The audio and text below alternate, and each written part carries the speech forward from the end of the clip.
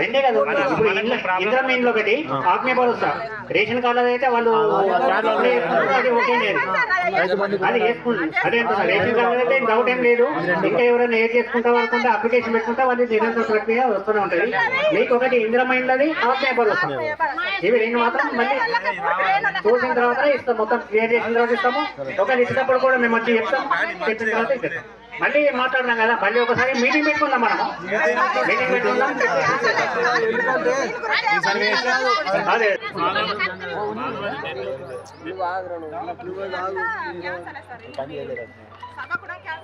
సభ cancel అన్నా కదా, గ్రామ సభ ఇప్పుడు మీకు సభ పెట్టుకుంటే ఇవన్నీ బయటకు పడ్డాయి. నాకు సభ పెట్టకపోతే నాకు తెలియకపోతుంటే నేను ఇదే రాసి పంపించేస్తాను ఓకే అయిపోతున్నాయి. అప్పుడు గొడవలు అవుతుంది.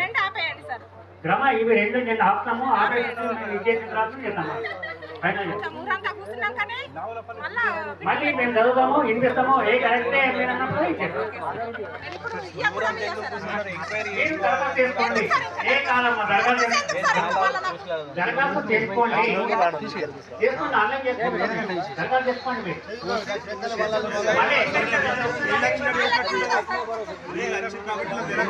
మీరు మళ్ళీ దరఖాస్తు చేసుకుంటే మేము ఆన్లైన్ చేస్తే ఆ దరఖాస్తు కూడా వస్తుంది. అవునా కాదన్నా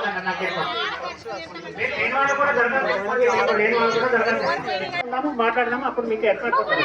ఎందుకంటే అర్హులకు రావాలి సార్, అర్హులకు రావాలి.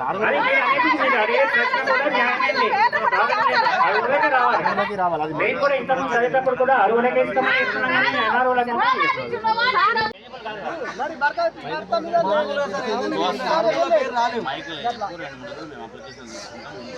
ఇక్కడనే కాదబ్బా, అది మొత్తం అంతే పాడైంది. రాష్ట్రం అంతటా గదే మనవాడు.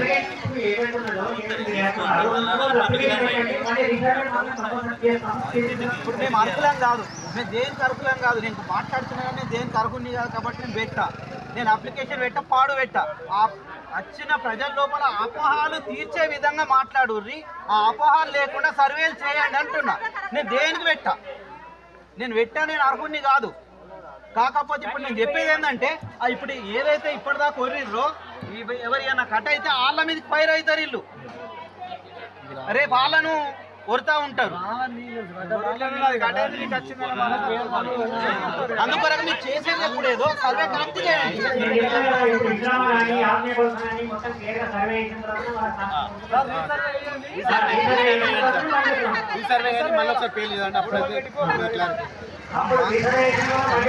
మన దగ్గర కాదు సమస్య. ఒకటి చెప్పండి సార్. రికార్డు ఉంటుంది 1/1 తీసినాక మీరు సర్వే చేసుకొని దానికన్నా డౌట్ ఉంటే మళ్ళీ కొంచెం నిర్ణయం తీసుకోండి. అన్నీ పటాపట్ మీదికి ఇది ఎత్తి అచ్చేరిడా ఏమైతే అటు ఉన్నది మొగమిటి ఉన్నది ఎటు పోతావు మాకు ఇబ్బంది. ఇది మీ దగ్గరనే కాదు, ఎక్కడైనా ప్రాబ్లం ఉంది. అది మేమే చేస్తామని చెప్పుకుని దానికి న్యాయం జరగాల. ఇక పాపం ఒక్కళ్ళు మాట్లాడతారు, వాళ్ళ మీద వస్తారు మళ్ళీ వీళ్ళందరూ. చెప్పండి మైకులా లేకపోతే ఇప్పుడు ఏదో పాపం రేపు అదే పంట అయితే వాళ్ళ మీద కష్టం.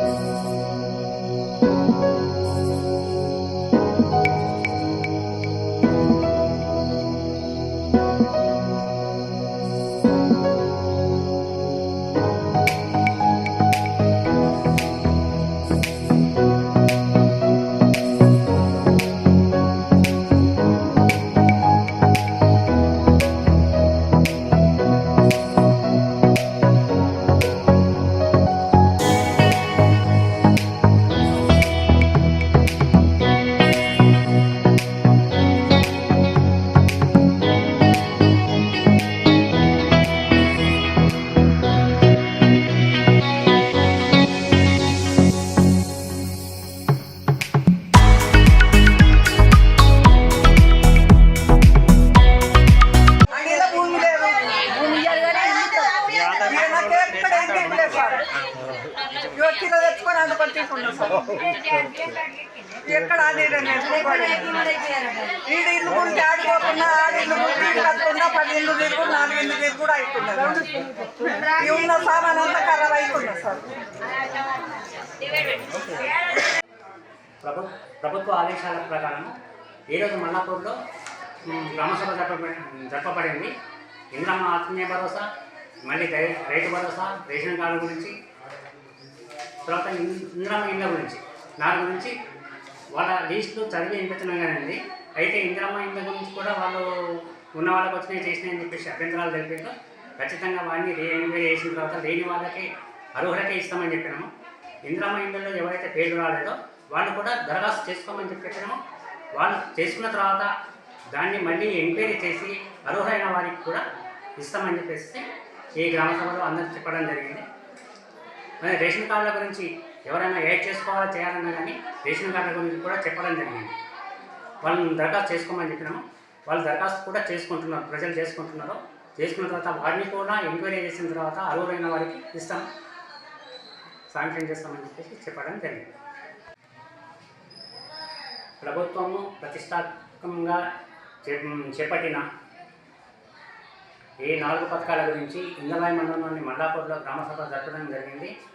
దీంట్లో కొత్త రేషన్ కార్డులు, తర్వాత ఇందిరమ్మ ఇండ్లు, ఇందిరమ్మ ఆత్మీయ భరోసా, రైతు భరోసా వీటి గురించి కూడా ప్రజలకు లిస్టు ద్వారా చెప్పడం జరిగింది.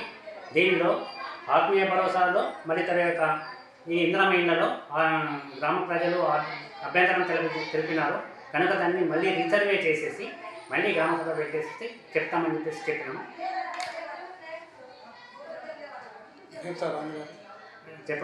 చెప్పడం జరిగింది. మళ్ళీ రీసర్వే చేసిన తర్వాత మళ్ళీ గ్రామసభ పెట్టి వాళ్ళకు తెలుపుతాము, అర్హులైన వాళ్ళకి తెలుపుతామని చెప్పింది. అయితే ఇందిరమ్మ ఇళ్లలో ఎవరికైతే పేర్లు రాలేవో వాళ్ళంతా మళ్ళీ తిరిగి దరఖాస్తు చేసుకోమని చెప్పినాము. దాన్ని కూడా ఎంక్వైరీ చేసిన తర్వాత అర్హులైన వారికి ఇస్తామని చెప్పేసి అర్హులైన వారిని సెలెక్ట్ చేస్తామని చెప్పేసి చెప్పడం జరిగింది. ఆత్మీయ భరోసాలో కూడా వాళ్ళు ఇంతకుముందు మేము పని చేసినాము కానీ మా పేర్లు రాలేదు అని చెప్పేసి చెప్పడం వల్ల వాళ్ళకు కూడా దరఖాస్తు చేసుకోమన్నాము. వాళ్ళని కూడా ఎంక్వైరీ చేసిన తర్వాత అర్హులైన వారికి భూమి లేని నిరుపేదలకు కంపల్సరీ దీనిని శాంక్షన్ గురించి పంపిస్తామని చెప్పేసి చెప్పడం జరిగింది.